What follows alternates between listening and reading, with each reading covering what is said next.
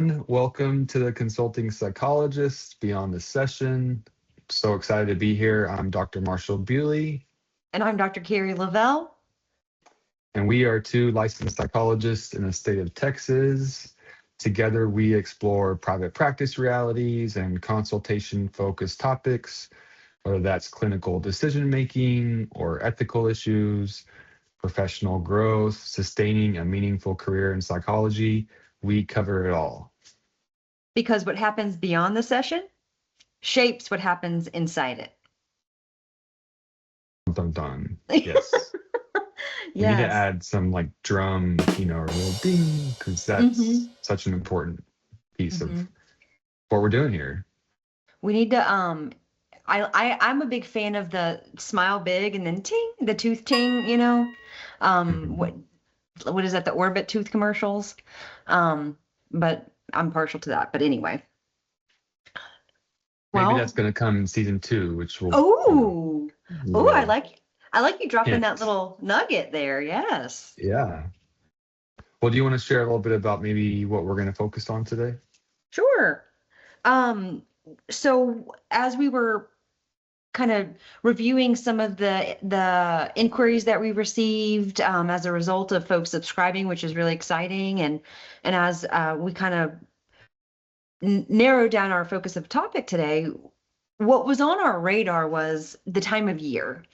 And that goes into, we're recording this on Friday the 13th. And so there's that. It's one of those years where the spring break is kind of 2 different weeks in March, depending on a school district or a college. So we're in this spring break time zone of sort. We've recently had a time change, and definitely we'll talk a little more about that. There are some, world affairs happening beyond maybe what's even usual for us these days from a socio-political climate standpoint. So, and then Dr. Bewley used the term, the weather here where we live is tumultuous. And it's one of those things where we're just, there's a lot going on, and that's icing on the cake. So we wanted to talk a little bit more about the lived human experience as psychologists or mental health professionals of these things affecting us and our clients at the same time. Yeah. Love it. And it's going to be a great episode. And, maybe we just start with this time change. So I think this one in the spring is daylight savings time. I don't know what we're saving. It feels like more like daylight spending, but yes, I believe it's called daylight. I don't know what the other one's called in the fall. It doesn't matter. This one is something. Yes, daylight saving time ends. Daylight saving time ends. Yes. Okay, so that makes sense. We are daylight spending. Okay.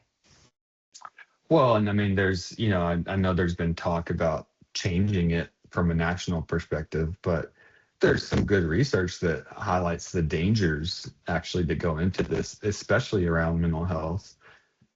And I know that we kind of coming into today's episode, not feeling grouchy, but feeling a little bit run down, a little bit more than, we're both used to. And we both pretty quickly referenced the time change as a factor. So what do you know in terms of how it impacts people's mental health? Let me first say, I never said I wasn't grouchy today. So for any listeners out there, if you hear an edge, here I come to you stitched together by flaws. But yeah, so when I think about the time change and some of the continuing education that I've done, I know that statistics show increased incidence of cardiac events the day after daylight savings time ends. More heart attacks, more cardiac events in general. I believe more incidences of car accident. And, that's because at that point we're, as a culture, already sleep deprived, and then you lose another hour. So increased car accidents, increased cardiac events, I think increased incidence of negative health events all around. And then, I'll let you tell us about the mental health implications of that, because I think it is absolutely a snowball effect in that regard. Yeah. Well, and the other piece I would want to say is, as someone who likes to get active in the morning, the less light exposure does have a big impact on helping our circadian rhythms. Even just know, like, okay, we're awake, get going. And, at least in Texas where we are, it's like 8:15, 8:30 before it's really getting bright. Maybe it's a little bit exaggerated, but it does feel significantly later. Absolutely. And for me, it's both not having that like external regulation of waking up, but it's also about not feeling tired when I need to go to bed. And that is what I've felt this week is I've had a harder time winding down because the external world isn't supporting that. Mhm. And so I've been going to bed later every night this week. And doing the thing that a good psychologist does with sleep restriction and continuing to get up at my designated time so that my body can adjust. But it's cliche in some ways, but it's such a real lived experience, especially from the mental health side and being psychologists. I think that we need to talk about how that impacts our work and our lived experiences that week. Yeah. And then also understanding that our clients are feeling the same way, and they may have less emotional regulation or self-awareness or impulse control. And so we're Yeah. we're also getting that from them when we're already a little touchy ourselves. Yeah. Well, you brought up, you touched on impulse control, and, I did a quick search before we got in here, and the spring forward does cause approximately a 6% increase in suicide. Um, Oh, yeah, which is really awful. And impulse control is one of the factors that are referenced, as well as emotional dysregulation, stress tolerance, and connecting it to that losing that 30 to 60 minutes of sleep. I think approximately Americans lose 40 minutes of sleep that Monday following the spring forward, which I'm like, well, how is it not an hour? But maybe people account for it, going to bed earlier. But that yeah. has a significant impact. I mean, think about, I know when I recently traveled and there was jet lag, Hmm. that takes some time to get used to your regular schedule. So we're Yep. all kind of thrust into, um, this time change. Well, and let's also keep into account that from a personal experience and in understanding this in our clients, it affects bodies differently. And I think the more that we progress in the aging and life development sequence, our bodies are less able to adapt, maybe. Parents of children are like, no, no, our kids struggle too. And I think they do. I just think that I don't want to say one is more or less than the other. I don't know for sure, but I do think that there is individual variance without a doubt on how our bodies adapt. And I feel personally like my body struggled to adapt this time.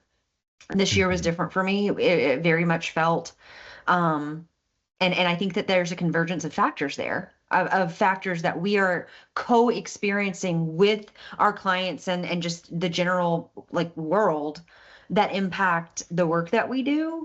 And that feels, I don't know, just feels really important to talk about from a clinical perspective.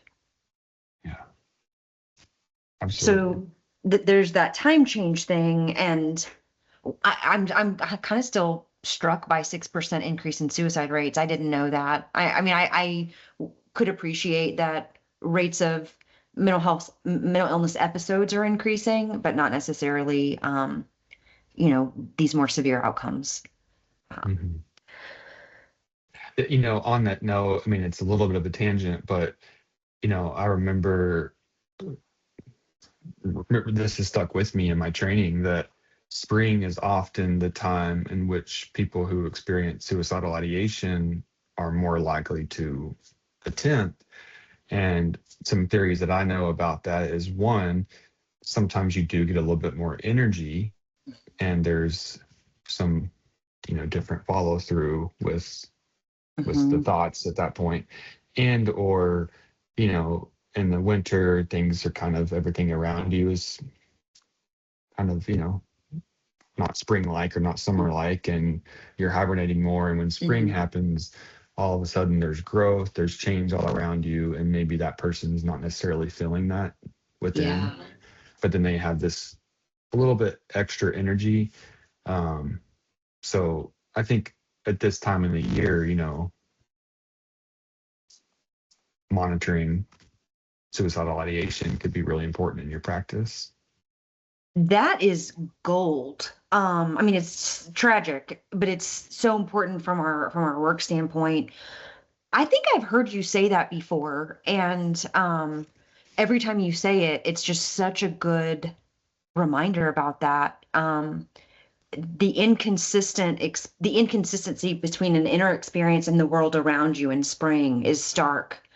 And especially where we are in states that might have more earlier spring, right? I mean, we've been blooming. We were 80 degrees around the holidays, so we've been blooming really early. And climate change and some things may indicate that happening sooner and sooner over time too. So that's really thought provoking, and I appreciate you saying that. And it's a really good reminder that we might be getting more energy naturally from a spring days are longer kind of standpoint, but that may not always, it doesn't mean that we don't need to continue assessing and monitoring um, severe symptoms. Yeah. And here we are, two psychologists talking about, our lived and felt experience of this change. And maybe spring brings that little bit activation of energy, but then you're on this roller coaster with the time change that can feel really disruptive. And if you Yeah. have more significant mental health concerns, that roller coaster can almost kind of get off track. Yes.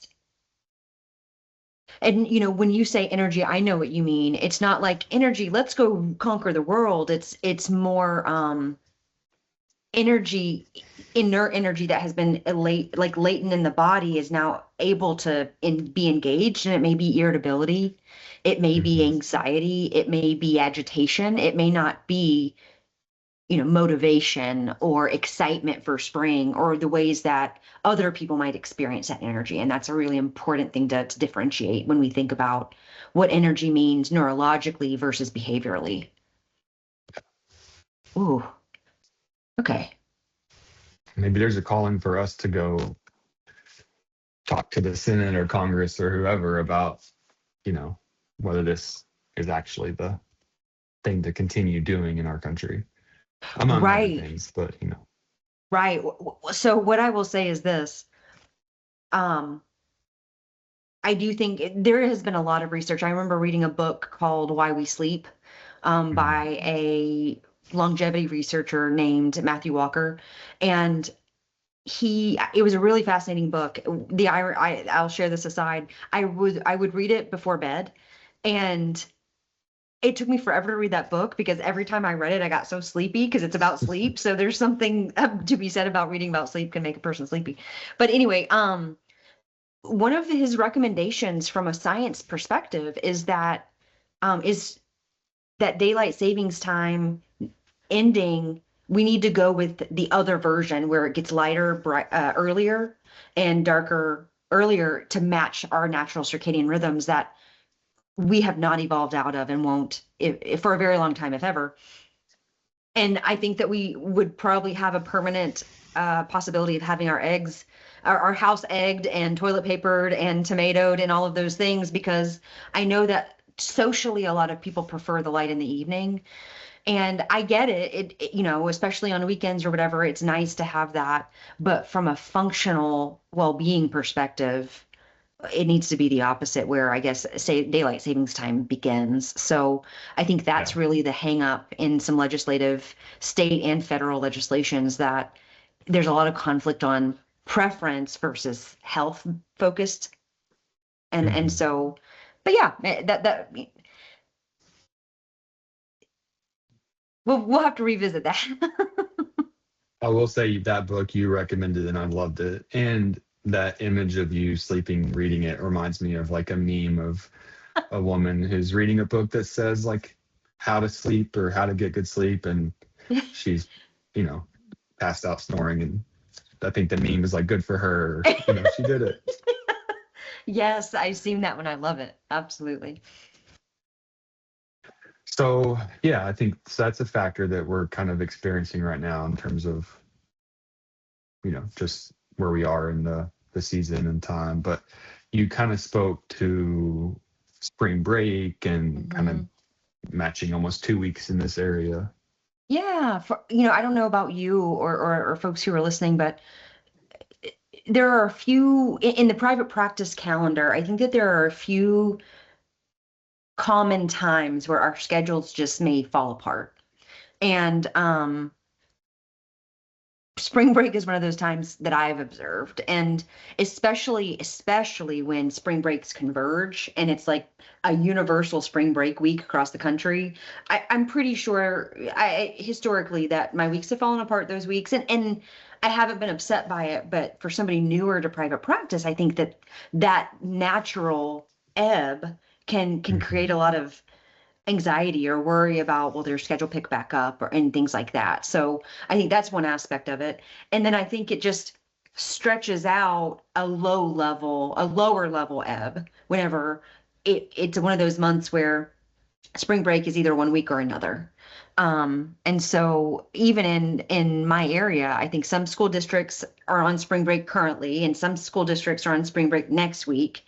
And it's just the way the cookie crumbles, but it maybe is also a lower key. On Monday, I think I had one of 5 appointments that I actually conducted. Everyone else had advance canceled or late canceled or something. And so just creating space that these normal, you know, schedule phenomenons in our American calendar affect us too.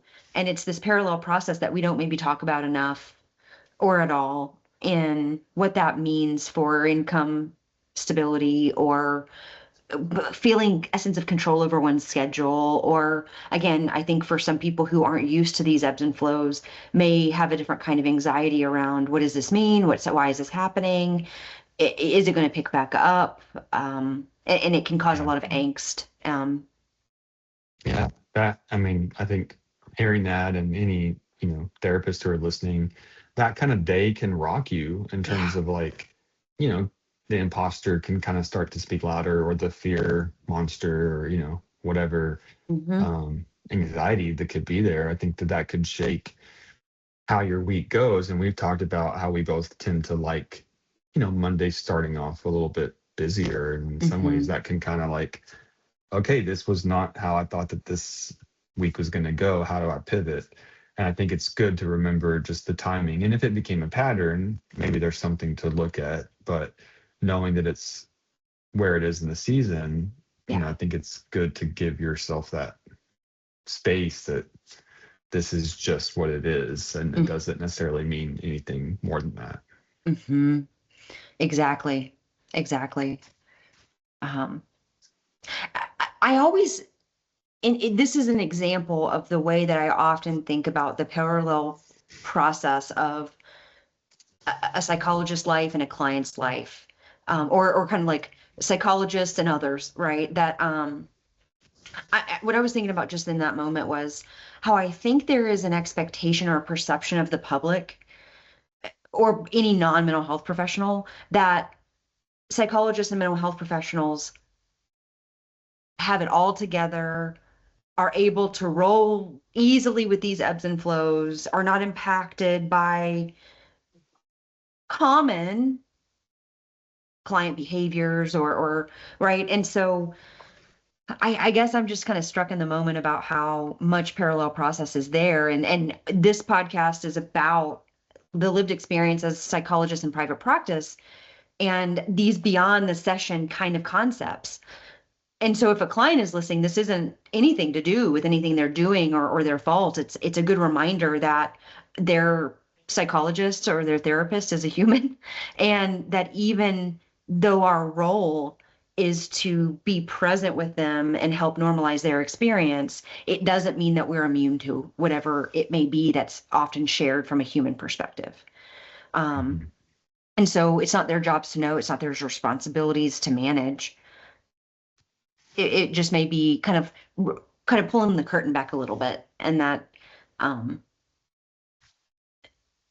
and allowing us to be imperfect while being very committed to their process in the way we always are on our best days and on our harder days.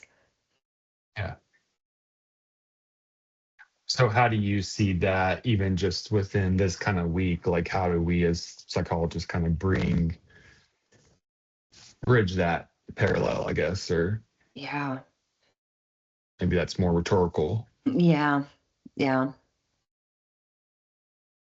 I think it's rhetorical and then it's going to be unique and individual to everyone.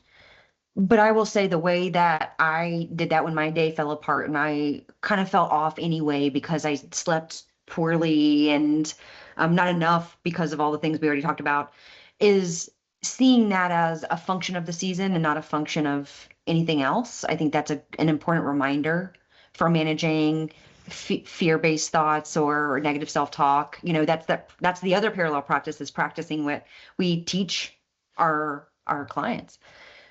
Mhm. Also, kind of the way that commits to cleaning up if there is anything that I can clean up regarding my sleep hygiene, or trying to get to bed a little bit earlier so that I might have the chance to sleep a little bit better, or things like that. So there's that behavioral aspect, there's the cognitive aspect, and then there's also if you're human and you know it, clap your hands kind of, Yeah. Song that comes into my head, just to give myself some grace, because it's not anybody else's job to do that for me. I think that's the good point you're talking about, or I'm resonating with, is sort of this idea of like double exposure, where we as people in this world have direct exposure. We're experiencing the same events and struggles, aka, for instance, time change. Mhm. And we're also hearing having indirect exposure by hearing clients' experiences of how they're being impacted by events, or, for instance, time change. But we also don't want to, we want to be able to stay contained in a way of not going into our sessions and saying like, oh, I'm angry today and I didn't sleep well. And I wish I was in Cancun with other people on spring break. Like that. I don't know how many clients would find that helpful. And I don't want to be that type of therapist with my clients. I want to be able to contain what's happening for me in terms of my experiences, and not let it, you know, flip over into their experience. I want to be real and like, yeah, the time change is a struggle, but not make it more about our needs than theirs. Absolutely. We can't overlook that even if in that moment of humanness of sharing our genuine experience, there's still a power differential. And depending on what our clients are presenting with, there may be this experience where they're thinking, oh, how can I be supportive to them the way they are to me? Or even a little bit darker in, that person is used to putting everybody else's needs before their own. And now they're like, well, I don't want to talk about that because that might be too heavy for my therapist today. And we cannot underestimate those power factors at play in the space. And so your points about containment and recognizing that it may be really the intention is harmless and normalizing, but the impact goes far beyond that with people often. And we just cannot lose sight of that. Yeah. Again, what happens beyond the session impacts and shapes what happens inside of it. Dang. Mm. Yeah. Dun, dun, dun. That's another great moment. No, that's really, that's, I think, why we even, focused on beyond the session, is just recognizing the extension there in terms of Hmm. the therapy hour is not the only part that we're needing to focus on. Right. So, the other thing that I'll pull into that is I mentioned something about the tumultuous weather, and that I think was more playful on our part, just thinking about all the things that are going on in this season where you need sleeves this day, and then you need to figure out air conditioning that day, and that's just a function of the season, but it's still annoying. And I think our bodies, as we age and develop, just tolerate it differently. So that's a little on the lighter side, but it's still something that we're having to contend with. Or when you leave the house bundled up and you're sweating by the time you um, get to your vehicle, or vice versa. So there's that aspect, but kind of zooming out a little bit bigger than that is just wanting to acknowledge that there's at any given moment for any of us anywhere in the world, there's probably a lot going on socially and politically, and sometimes not just in our geographical locations, but worldwide. And there's some of that going on right now. I don't know that we need to talk about those details specifically, but more so the experience of being impacted by them. And then Mhm. I don't know about you, but whenever things are happening, locally, nationally, or worldly, what happens is there's a lot of conversations that happen in session about how somebody is being impacted by that, which is absolutely appropriate. I do think that there's an impact and a responsibility that we have to ourselves on knowing what that impact is on us and managing that so that we are able to be present and not accidentally put that on to our clients in the same way that we might with the time change and the grump that surrounds it. And Yeah. so that feels really relevant and on my radar right now. And one way to handle that or manage that is through consultation.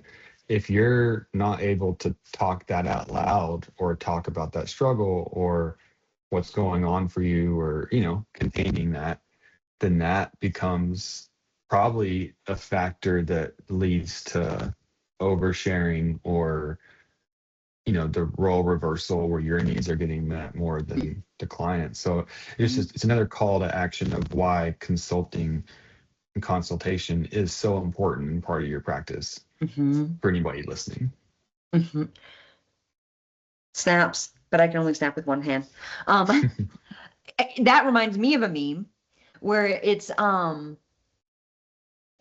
like a Barbie, and she's like she's just a mess, and there's like makeup smears, and she's like smiling, and it's something to the effect of, "Are you okay?" Yep, absolutely. Here, I'm here for whatever we need to do today. It's something like that. And so it just reminds Yeah. me of that not to make it about appearances, but people, our clients especially, often are coming in because they have been responsible for other people's needs for so long. They're perceptive. And so when we are maybe we skipped hair wash day, or we aren't dressed like we usually do, we're more casual, or we just don't have it to give that day. It's that idea of self-care, and really being honest about what might be the bigger ripple effect of trying to fake it. Because I don't think in our roles, faking it we're very successful at that. Mhm.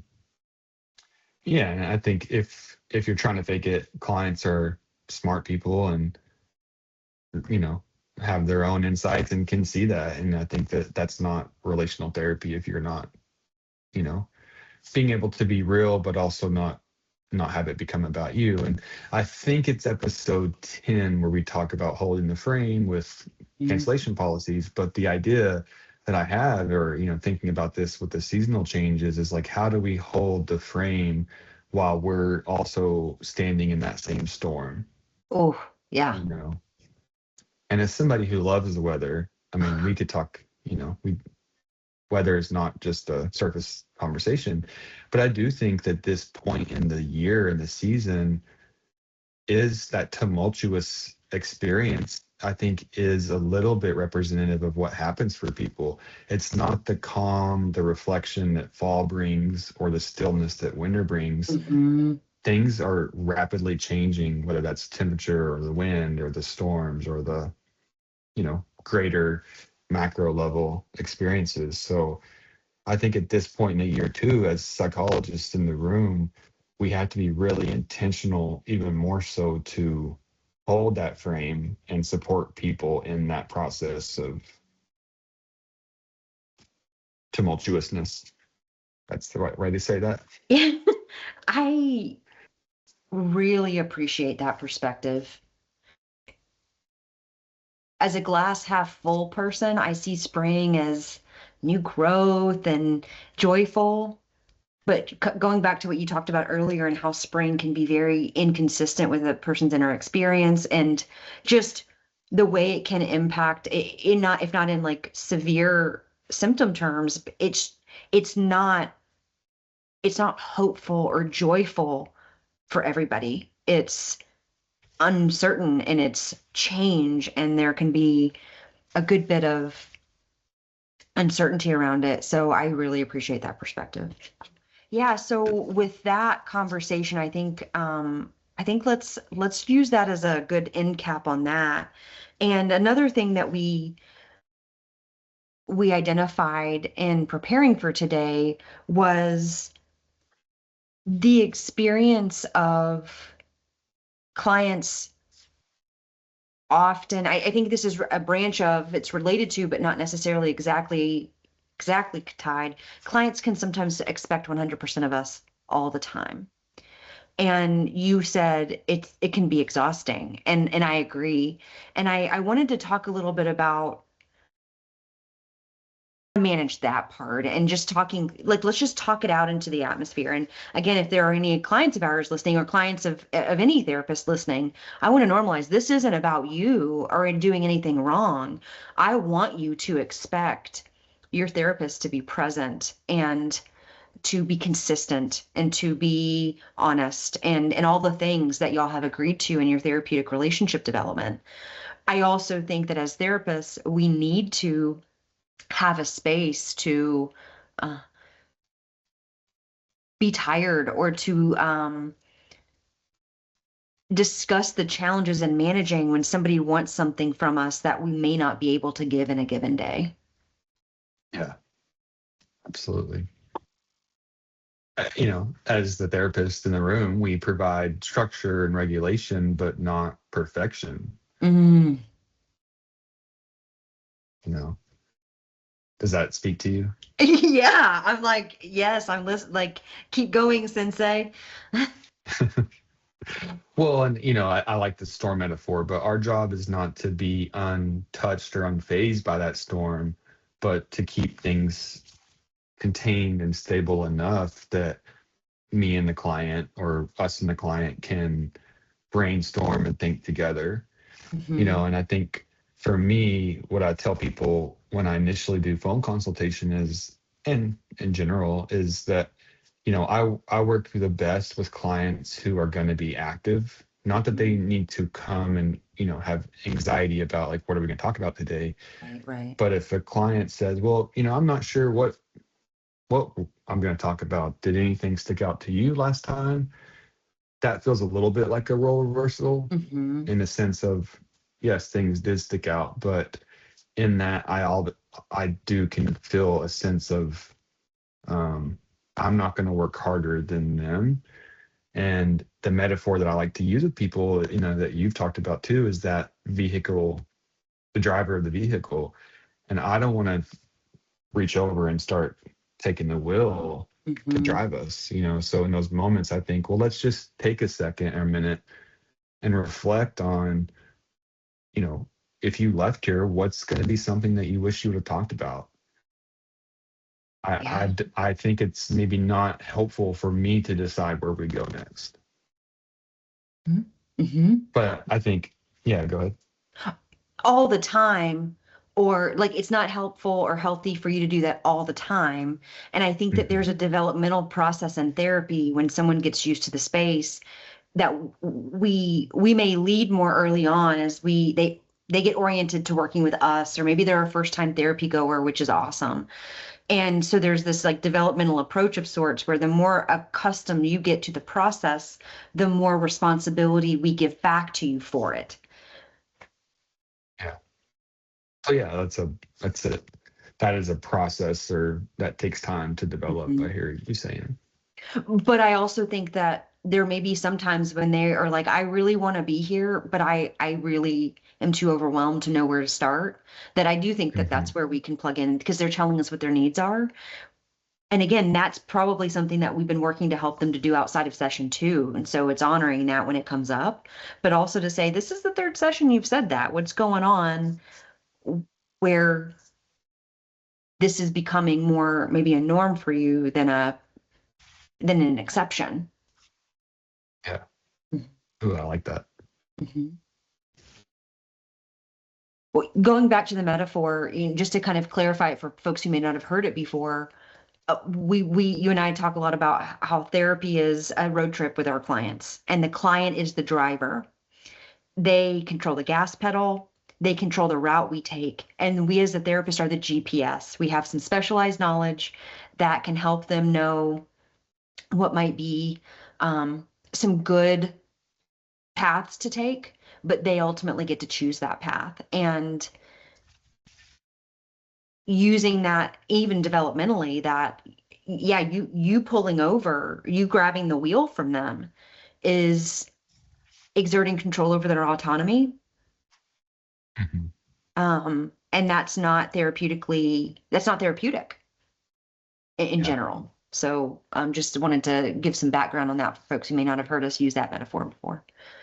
And sometimes it may be doing the very thing that the client needs, or is their work. It may be recapitulating a relational pattern that they're stuck in where Hmm.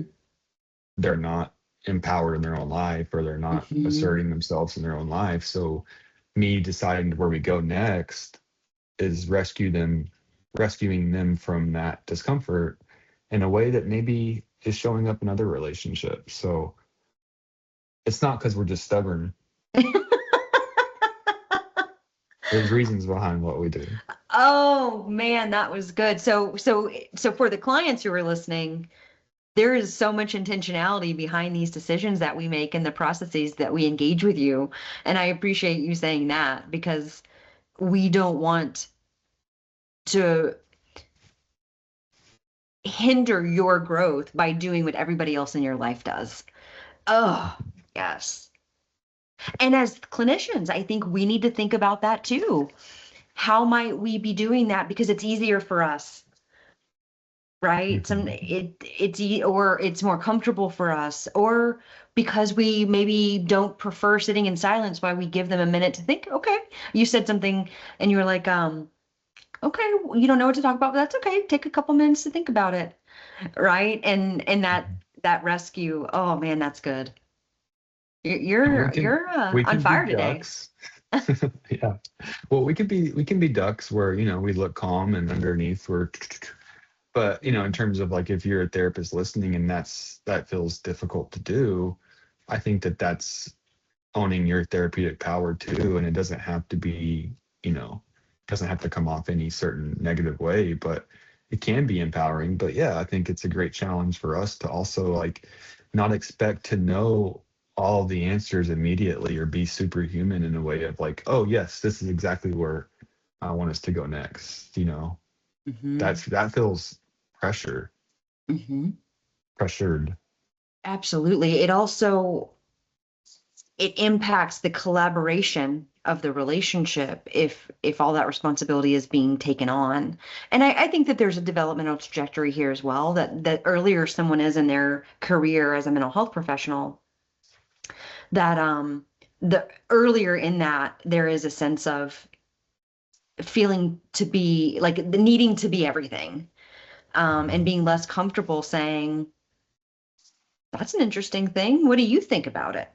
And whether that's kind of like buying yourself time to think about it, or really wanting to focus on the client's thoughts about it versus your own, or not, if not your own, your own from an evidence-based standpoint, of course. I think that gets easier over time. That's a developmental process, I think. Yeah. I, Interestingly enough, as it relates to other things that go beyond the session in private practice, is I think that even if a clinician is experienced in the world and they've worked in an agency and not in private practice, there's almost like a bimodal distribution where that hump kind of goes back up again, because being someone who is being paid for therapy services differently than maybe in an agency where you were a salaried employee, is there's this pressure of like, they need to get their money's worth. I don't know. I wasn't prepared to go here in the moment, but it does seem really related that is nothing changes about the service that you're providing except the setting. And this isn't about needing to perform for somebody. In some ways, when they want or need you to perform, that's when you need to take a step back and help them tolerate the discomfort of whatever unmet expectations are existing, because those expectations may not be therapeutic. And so Yeah. I think that there is something to that too, as it relates specifically to private practice, that the more that we feel like we're obligated to clients, the less good job we may actually be doing in holding the frame, in modeling healthy boundaries, in intentional interventions, in use of silence, in giving clients space to think about their own thoughts versus relying on the therapist, right? Like there are a lot of things going on with that. Yeah. So good. Mm-hmm. I have nothing else to add on that other than like 2 exclamation points in agreement. Excellent. Well, I think that's probably a good time for us to wrap up for today. Yeah. And as this episode's ending, we'll see what the weather is outside, how the season's changing. But I think it was helpful to talk about just this point in the year, and it was just some good reflection. So I hope it's helpful for our listeners. Mm-hmm. What I'll say is, as we think about the season of weather and time change, the season of world affairs, we're also talking about this being the last episode in our inaugural season of this podcast. Yeah. Add fireworks. Yeah. Yeah. Yeah. So I think you're going to talk a little bit about that. But yeah, we appreciate, you spending another episode with us. And, if this episode or the other ones have resonated with you, if you haven't listened to them, please go back, download them, like them. But take a moment to subscribe. We are on Spotify, YouTube, Apple Podcasts. Considering sharing it with a colleague or somebody who might find this helpful. If you're willing, leave a rating on any of those platforms. It just helps us get the word out. Absolutely. And on the note of this being the last episode of our first season, this is the soil is fertile for you being able to send in your consultation needs and let us know what kind of topics you want us to discuss in season 2 as we prepare to begin that material. Mm-hmm. And so Yeah. with that being said, we're grateful you're here, and we hope you think well, practice with intention, and we'll be here in season 2 beyond the session. See you then.